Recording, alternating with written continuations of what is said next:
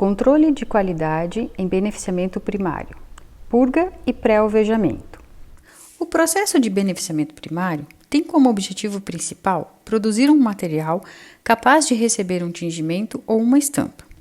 As características necessárias são boa hidrofilidade, boa capilaridade, baixo teor de dureza e grau de alvura adequado para a cor que será tingida ou estampada. Além disso, o tecido deverá manter uma resistência suficiente para resistir aos processos seguintes. Para essa aula, realizamos uma purga e 2 pré-alvejamentos em laboratório, seguindo o planejamento e o gráfico apresentados. Esse mesmo processo pode ser utilizado para o estudo de produtos sequestrantes, tanto com marcas diferentes como com concentrações de uso distintas. No nosso exemplo, utilizamos o mesmo produto, mas em concentrações diferentes, 1 grama por litro e 2 gramas por litro, no processo de alvejamento.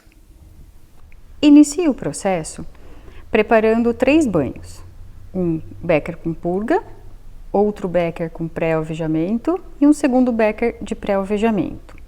A diferença entre eles será a concentração de sequestrante. Esse material será fervido por 20 minutos e depois enxaguado em 2 águas diferentes para a retirada dos produtos auxiliares, álcali, o que foi usado aqui para fazer esse processo de preparação. No início da fervura, deveremos fazer uma conferência de pH para que esse pH esteja próximo de 12. Caso não atinja, teremos que acrescentar mais hidróxido de sódio. E também ao final, depois das 2 lavagens, teremos que ter um pH próximo de 7 para possibilitar a ida ao tingimento ou algum outro processo posterior.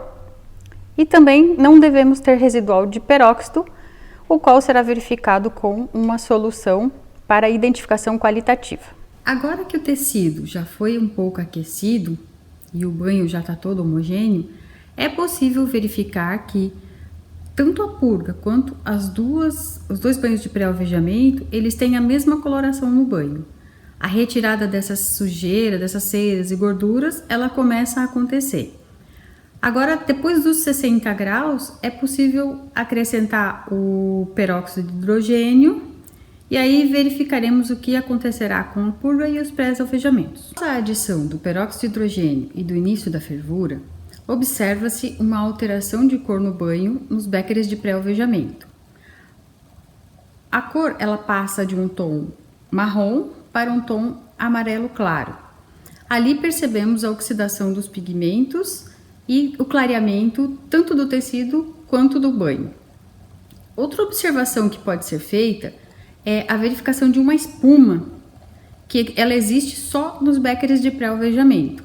Essa espuma, na verdade, é o gás oxigênio que está sendo liberado dentro ali do processo de decomposição do peróxido de hidrogênio e do processo de oxidação. Então, teremos a formação dessa espuma, que na verdade é ocasionada pela formação do gás oxigênio.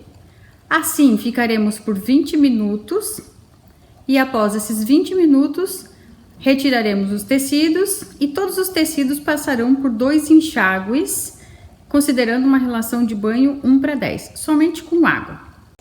Após os 20 minutos de fervura, podemos interromper o processo de aquecimento. As amostras pré-alvejadas já estão bem claras, inclusive o banho, e a amostra purgada já completou o seu ciclo também. Após retirarmos do aquecimento, faremos as lavagens. Essas lavagens têm a intenção de remover todos os produtos auxiliares e promover a neutralização desse tecido. Caso não fique com um pH próximo de 7, faremos uma acidificação ou uma lavagem ácida a fim de neutralizar esse tecido. É possível verificar que após a retirada do tecido do banho de alvejamento e a lavagem, temos a purga com uma coloração mais amarelada, mais marrom, e os pré-alvejamentos já bastante branqueados. Um dos nossos objetivos de controle de qualidade é observar a cor do tecido. A purga, ela deve sair levemente amarelada, mas um pouco mais clara do que o cru, e os pré-alvejados deverão sair branqueados. Então, já observa-se que após a lavagem, mesmo antes de secar, temos essa condição. Outras duas situações são a questão da umectação, hidrofilidade e também a presença de íons de cálcio e magnésio. Então, esses outros ensaios faremos na sequência.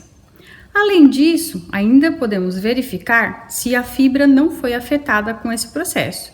Para isso, realizaremos o teste de resistência ao estouro.